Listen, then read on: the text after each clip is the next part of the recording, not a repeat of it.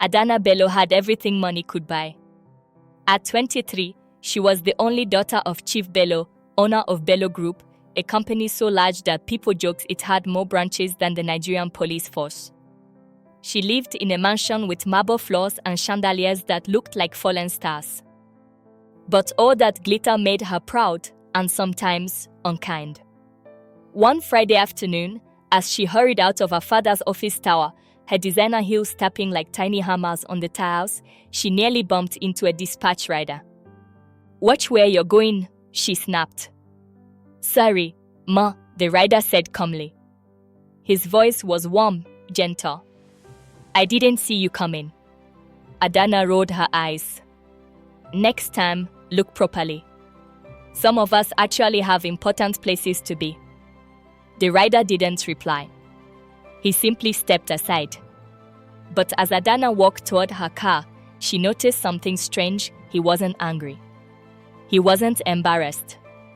He just looked peaceful. His name was Emeka. The next week, Adana's father sent her on an errand. Halfway there, her car broke down on a lonely road.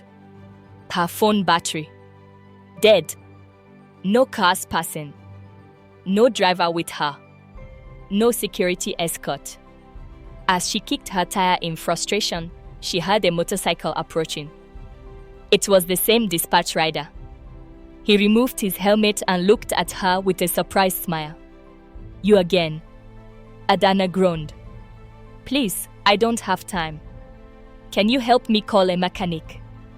"My battery is low," Emeka said, "but I can at least check the car for you." She hesitated. She wasn't used to depending on anyone. But she finally nodded. Within 15 minutes, Emeka found the problem and helped her fix it enough to drive to the nearest auto shop. "Thank you," she muttered. "You're welcome," he said. No pride. No anger. Just kindness. Days passed, but Adana couldn't stop thinking about the rider with calm eyes. One morning, her father asked her to oversee a charity delivery. A stack of education tablets needed to be distributed to a rural school. And who was assigned as the lead dispatch rider? Emeka. As they rode together to the school, her in the car, him guiding the way, they talked. Really talked.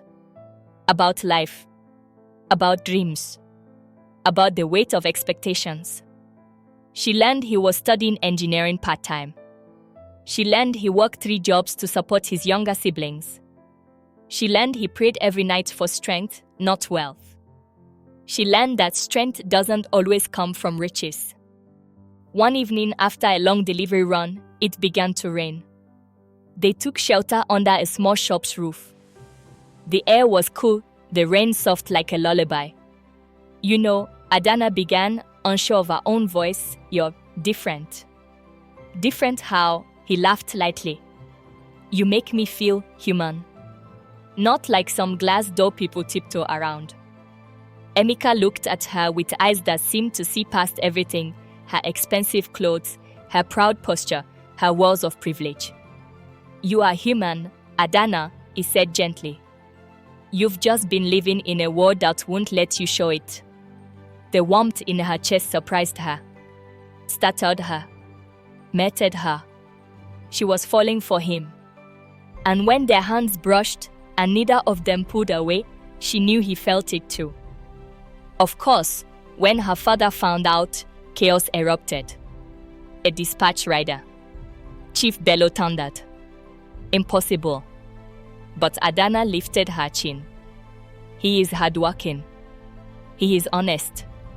He treats me better than any billionaire's son ever has." Her father argued. She refused. Days became battles. Weeks became tension. Then one day, Emeka walked into Chief Bello's office, not as a coward, but as a man. "Sir," he said, voice steady, "I'm not here to take advantage of your daughter. I'm here because I love her enough to walk and grow and stand beside her with pride." The room went silent. Slowly, very slowly. Chief Bello's scowl softened. Perhaps love was worth more than class. Months later, Adana stood beside Emeka as he opened his own small logistics company, funded not by her or her father, but by his savings and hard work.